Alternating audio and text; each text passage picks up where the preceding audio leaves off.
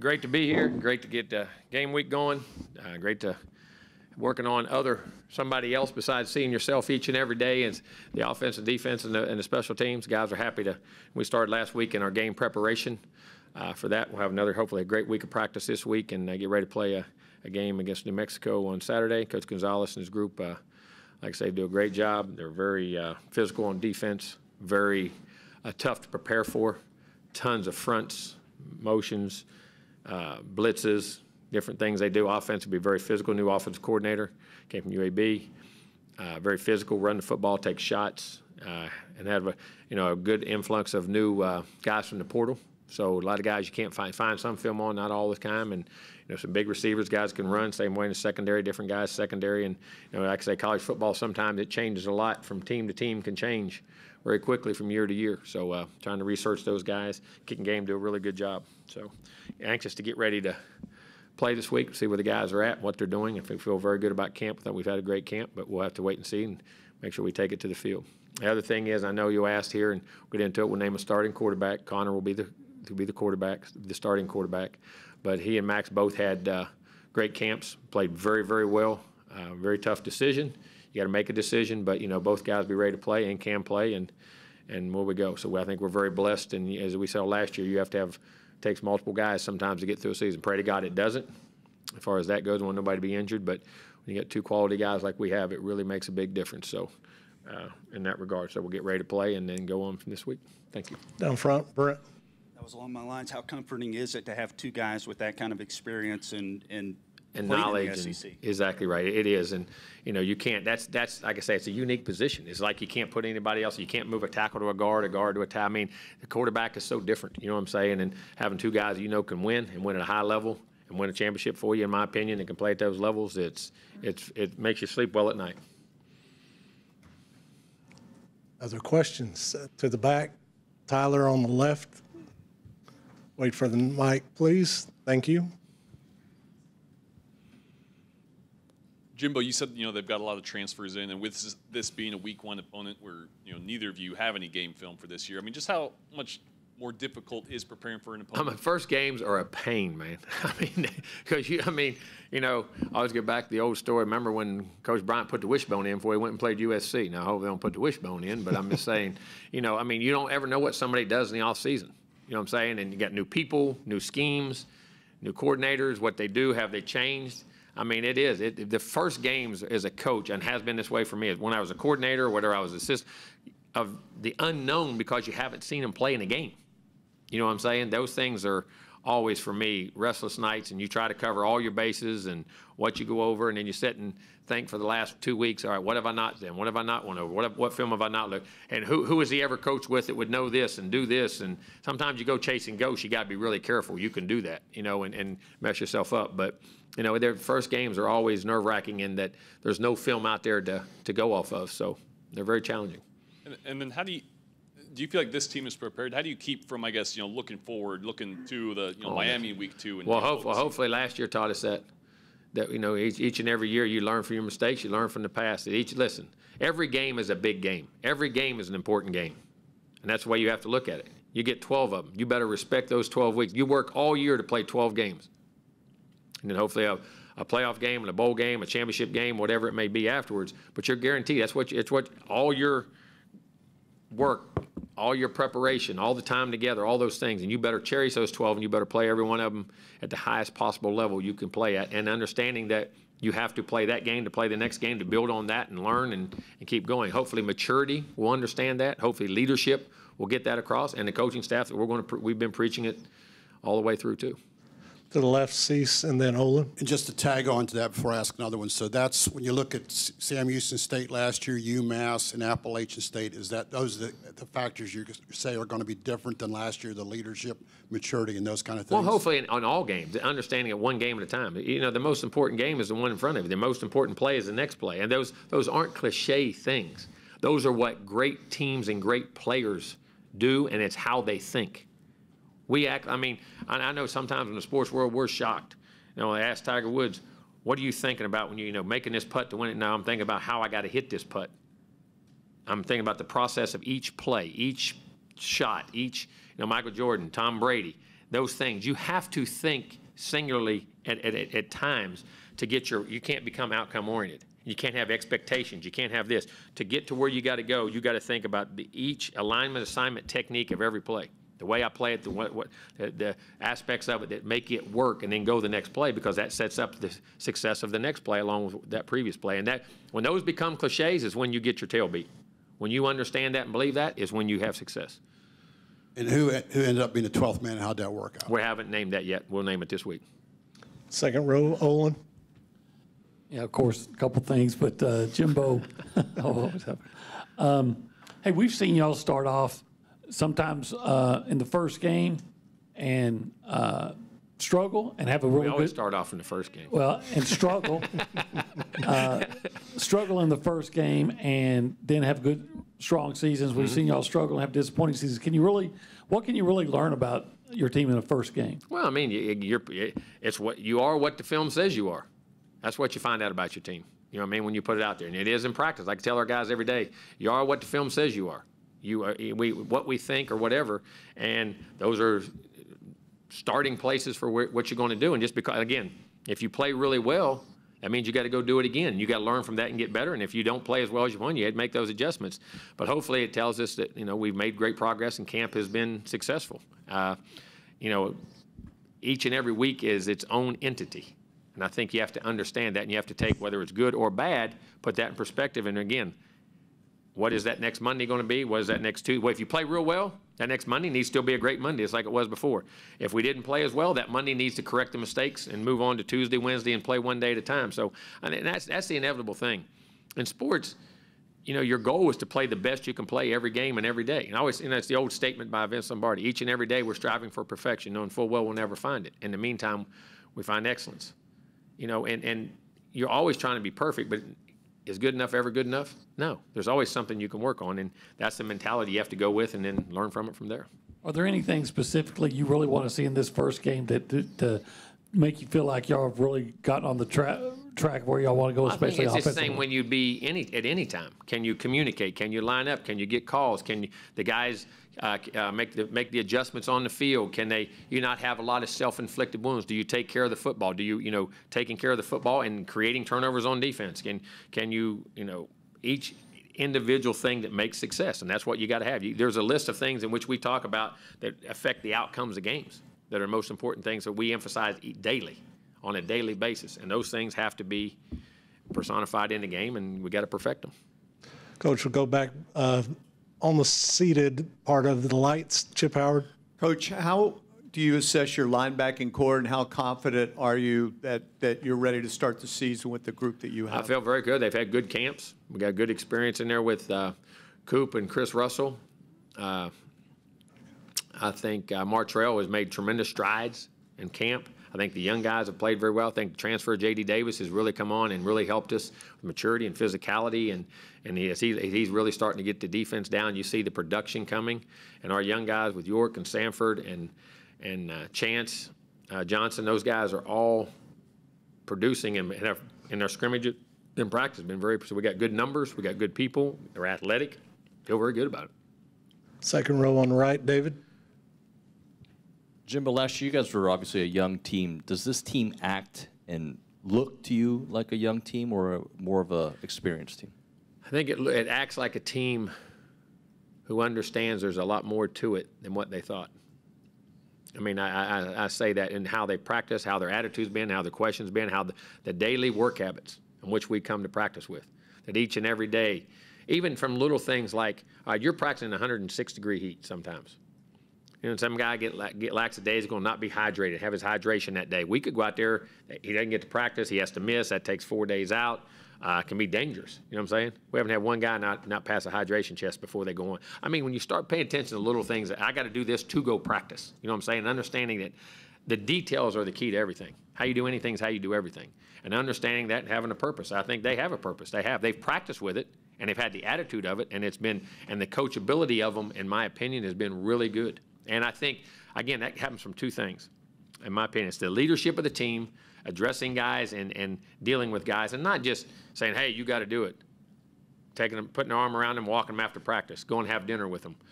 spending time with guys, calling them over privately, and getting guys to understand why they have to do the thing because we're going to need them. And young guys also taking leadership.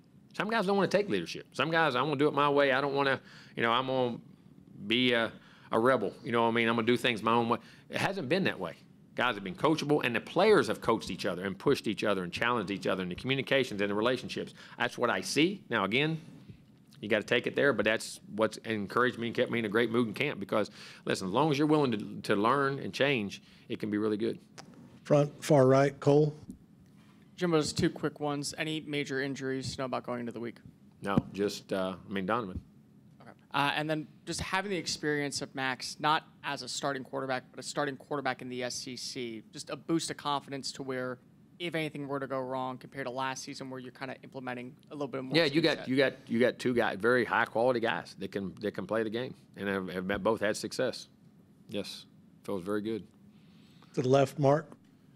Jimbo, have you guys been able to come to a decision on what you're going to do at offensive tackle with Zune and Deuce and obviously DeSantis? Well, and you keep forgetting. I keep trying to tell you. And Crownover.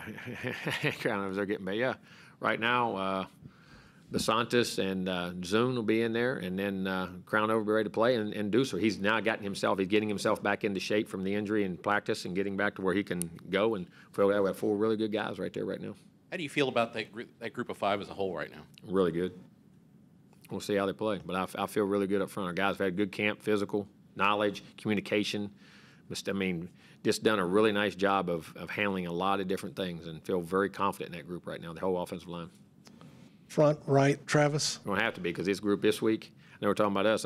These guys twist, blitz, come at every angle known to man. There's every twist. But, they do a great job up front and with their packages of creating and really challenging an offensive line. They're very demanding on what they do to it. And our offensive line's going to play very well. And they do a great job, man. They really do. Coach, at what point did Connor separate himself as the guy through the fall? All camp's been evaluated. It comes down to the end. And then at the end, we have to make a choice. And that was it.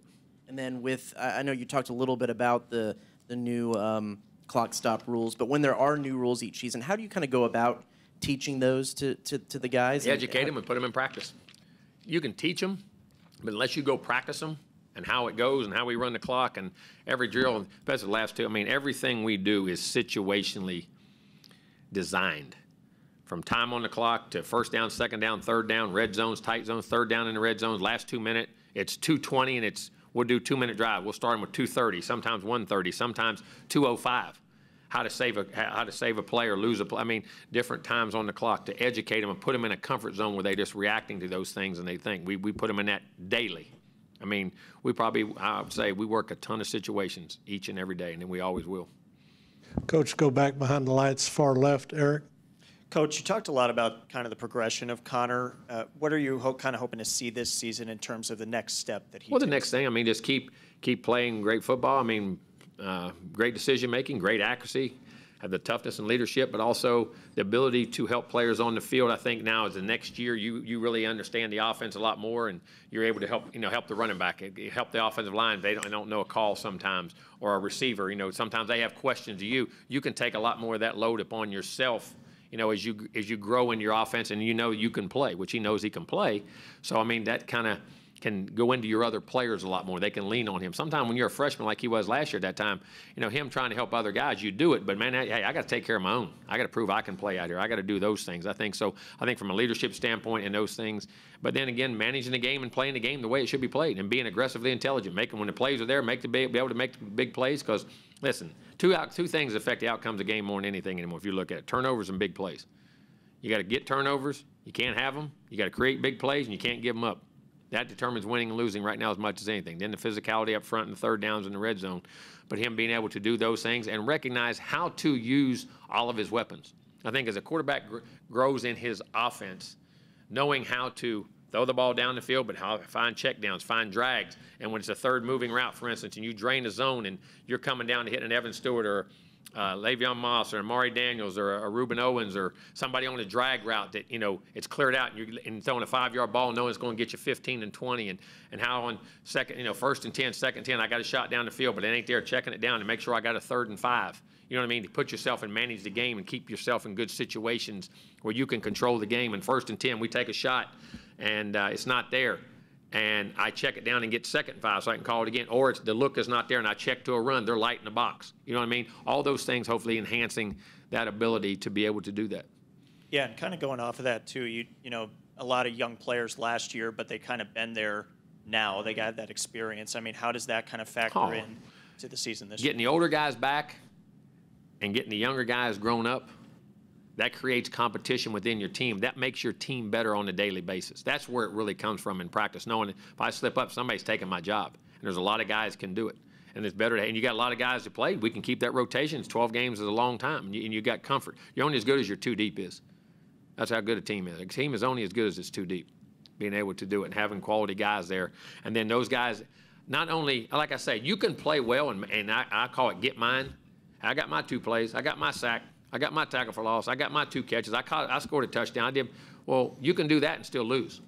Understanding what winning is about, being situational masters, and understanding what each and every call is meant for by the down and distance, the field position, all those types of things, and growing. And then, all right, if I got mine, you know what? Go get another one.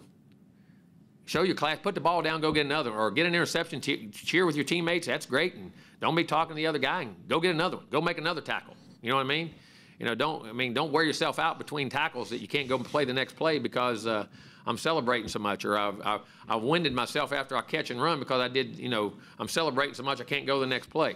I mean, hopefully that maturity grows into winning and understanding how to play winning football. You can play good football and lose. You got to understand how to win and be situational masters. To the left, Carter, and then Brent.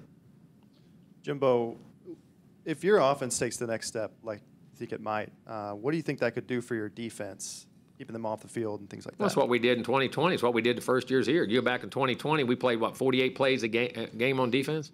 But we controlled the ball for 36 minutes a game and scored 63% of our drives.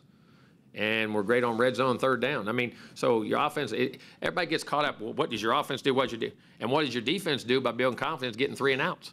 You get 3 and outs and get off the field. How many times can you give the ball to the offense? You get them in a rhythm. You get them back. You're not giving up long drives. You can give up points. Like I say, everybody gets caught in points, which is the most important thing. But you can give up long drives and kill your offense too, because you're not on the field. They sit over there for 5, 6, 7, 8 minutes at a time, even if you only give up things, and that gets them in a rut. So I think we don't talk enough. I'll say from media as coaches in general about complementary football. How you play to each other and what your team designed, and that's how you should call your plays. That's how you should play your defense. What you think your strengths and weaknesses are of helping both groups. That is what we've always believed in and always done. We'll go down front, Brent. I believe you mentioned last week you plan to have Bryce Foster back, considering he touches Yeah, the ball. he was practicing and playing last week. Okay, and you feel completely confident with him going into the season as your starting center. And so how is his camp? Well, no, I mean, we'll see. I mean, how he can practice this week and how it goes. And we got other guys have done it. Mark Nebu's been in, Remington's been in there. Those guys have all done well. So we'll continue to see where that goes, and hopefully he'll continue. And then it'll give us a lot of different options if he's ready to go. And Damani went out of his way to point out that York had a really good camp for you at linebacker. How rare is that? So y'all didn't believe me, did you? Damani confirmed. Did I not tell you that? Did I not tell you that? You say yes, sir. I'm joking. To have a true freshman. No, it's amazing because I'm gonna tell you, playing linebacker is like playing quarterback. I mean, you're making front calls, you're making checks, you're making and to be the vocal guy of that. I've had freshman backers come in, and be the other guy where somebody else is making all the calls. And sometimes that'll happen at safety. You'll see some of those young freshman safeties will come in and play, but a lot of guys won't put the calls on them. You know what I mean? Like back there, the safety's got him. The other safety makes the check. You know what I'm saying? But York is able to make checks. He's 18 going on 25. And I say that from a maturity standpoint, how he learns and what he does and handles things very well. Sometimes guys can handle that. And he's done it. He's had an outstanding camp in that regard, and it's very refreshing because, you always wonder, all right, you have a signal caller. All right, who's your next signal caller, what I call it? Can call the things at linebacker and do if guys get banged or bruised, and he's done a really good job of that. Yeah, I'm glad. Damani knows. Those guys know it. I'm gonna tell you what. You don't see it because when they make their call, that's how the safeties. They ought to be in sync. You know what I mean? The safeties and those backers, how they're fitting things and how they're doing things. And you know when Damani's back there making calls, he's one of our senior leaders making calls at the third level. Knowing that second guy, they recognize that, man. But he's done a really good job. I mean, that's very rare, but it's a really good job by him. All right, Alex, wrap us up. Hey, Jimbo over here. You know, you said you're going to name the 12th man this week. You know, as you've had a couple of chances to name those guys, what have been really the biggest things that you look for when you ultimately choose that guy? The character, what they stand for, what they represent, their effort, how much selflessness is there, and you know, are they ready to go at all times, just like the 12th man is based off of. You know what I'm saying? And how much their heart, soul is every inch of practice, and what this program is, and what it stands for, just the university, not just the football program. You know what I'm saying? And it's a very tough choice. And I'll say this, in the past, I don't mean this, we've got quite a few guys that were up there that you really had, more guys this year than I've ever had to put our mind to and really choose between. You know what I'm saying? And I don't mean that as a negative to the others. I think it's a positive to what this team is and some of the experience of some of the guys that are doing it and where we're going with it. All right. I'm going to tell you what, that's a very, very tough choice. And we take it very seriously. As a staff, we talk about it, the teams, the player. I mean, it's a very, in our opinion, thought-out decision that we take very seriously. All right, Coach, thanks for your time. Thank y'all.